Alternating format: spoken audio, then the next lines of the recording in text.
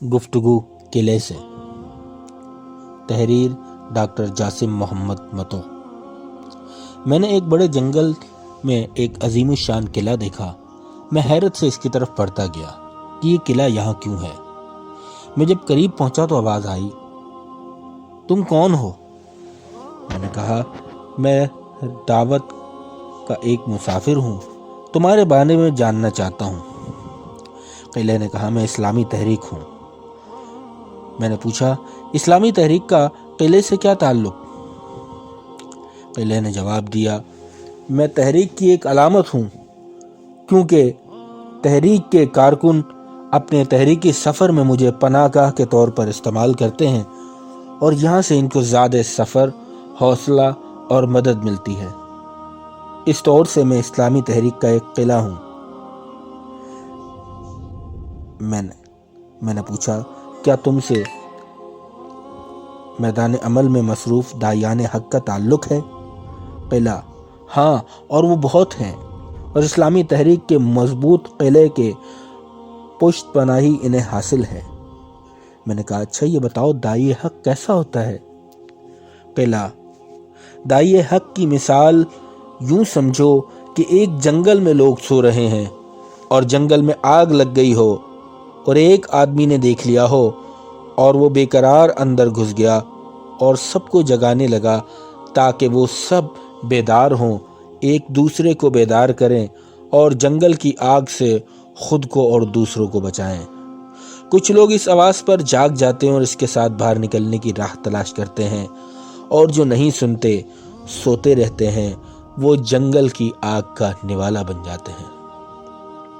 میں نے کہا، یہ تو بہت سچی تشبیہ ہے۔ کچھ لوگ سوتے رہتے ہیں، کچھ لوگ سنتے ہیں، اور کچھ میرے ساتھ اس مشن میں شامل ہو جاتے ہیں۔ قلعہ، ہاں، یہی بات میں بتانا چاہتا ہوں۔ میں نے کہا، اگر اسلامی تحریک ایک قلعہ ہے تو اس قلعہ کا کیا فائدہ لوگوں کو پہنچتا ہے؟ قلعہ، ضرور، اس کا فائدہ ضرور پہنچتا ہے، ورنہ اسے قلعہ کہنا درست نہیں ہوتا۔ اسلامی تحریک اور راہ دعوت کے مسافروں کی حمایت و نصرت ضروری ہوتی ہے، اور قلعہ یہ کام کرتا ہے۔ اگر ان سے کچھ کوتاہی ہو جائے تو ان کے حق میں سفارش بھی کرتا ہے۔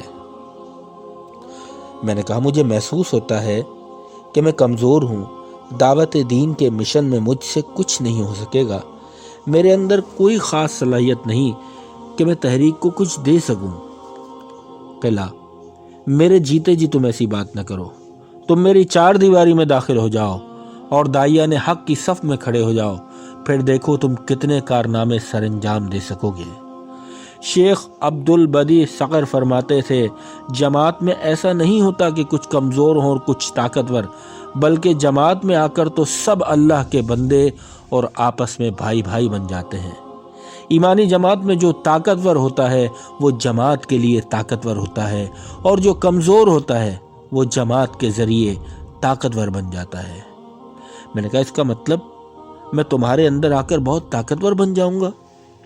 قلعہ، ضرور ایسا ہی ہوگا۔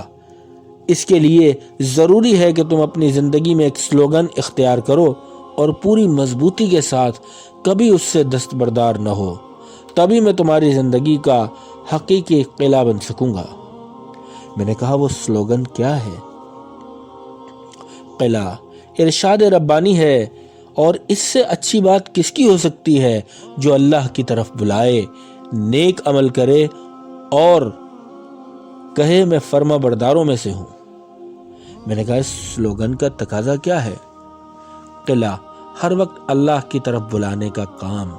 علامہ سعدی رحمۃ اللہ علیہ اپنی تفسیر میں دعوت کی تشریح میں کرتے ہوئے کہتے ہیں، دعوت اللہ یہ بھی ہے کہ اللہ کے بندوں اس کے دلوں میں محبت، اللہ کی محبت اس کے بندوں کے دلوں میں جگائی جائے، اس کی نعمتوں کا، اس کے کرم کا، اس کی رحمت کا، اس کے اوصاف کمال کا، اس کی صفات و جلال و جمال کا تفصیل کے ساتھ خوب ذکر کرے۔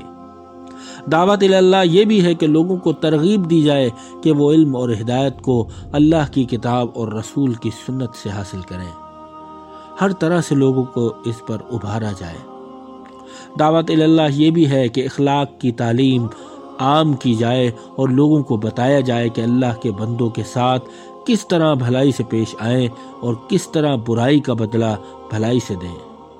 صلہ رحمی پر ابھارا جائے، والدین کے بارے میں اچھے رویے پر ترغیب دلائی جائے۔ دعوت اللہ یہ بھی ہے کہ لوگوں کو آواز و نصیحت کی جائے ہر موقع اور مناسبت سے، خواہ خوشی کا موقع ہو یا غم کا یا کوئی اور موقع ہو۔ غرض یہ سب دعوتی مقامات اور دعوتی ذمہ داریاں ہیں۔ میں نے کہا لیکن یہ سب کام تو بہت زیادہ ہیں، میں کیسے اسے انجام دے پاؤں گا؟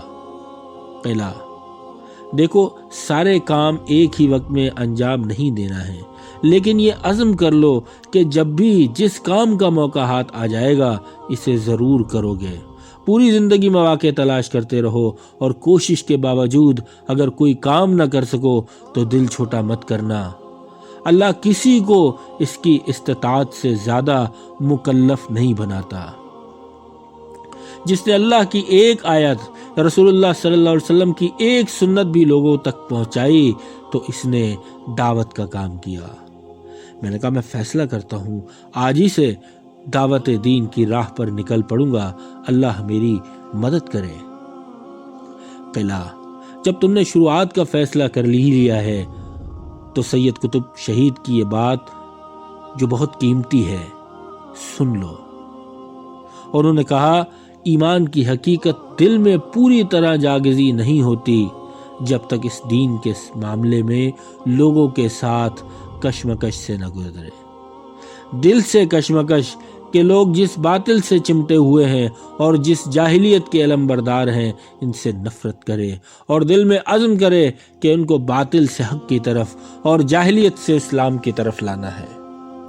زبان سے کشمکش، اپنا پیغام اسے واضح کرے اور لوگوں تک پہنچائے اور ان کے باطل کا انکار کرے۔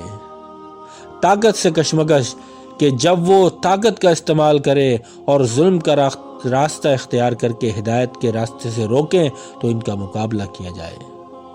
جب تم لوگوں کو دعوت دو گے اور ان مرحلوں تک پہنچو گے تو تمہیں اپنی پشت پناہی، حمایت اور مدد کے لیے اس قلعہ کی ضرورت پڑے گی۔ میں قلعہ سے تمہاری کیا مراد ہے؟ قلعہ میرا مطلب ہے ایک صالح جماعت، راہ دعوت عظیمت کے تمام رہبر ساتھی یہ تمہیں تسلی دیں گے، تمہارے ہاتھ مضبوط کریں گے، تمہیں ثابت قدمی عطا کریں گے، تمہارے حوصلے بڑھائیں گے۔ یہی وہ قلعہ ہے جس سے تم محو گفتگو ہو۔ یکایک میری آنکھ کھل گئی۔ میں اپنی آنکھیں ملتے ہوئے سوچ رہا تھا یہ خواب تھا یا حقیقت۔ جب مجھے یقین ہوا یہ خواب تھا تو ساتھ ہی یہ احساس بھی ہوا کہ چونکہ میں اسلامی تحریک میں ابھی داخل ہوا ہوں تو اللہ تعالیٰ نے خواب کے ذریعے میری ایک ضرورت کی تکمیل فرما دی۔ میں نے عہد کیا کہ اسلامی تحریک کے عظیم قلعہ سے اپنا رشتہ مضبوط رکھوں گا تاکہ مجھے قوت اور توانائی ملتی رہے۔ اللہ رب العزت مجھے اس عزم کو نبھانے کی توفیق عطا فرمائے، آمین۔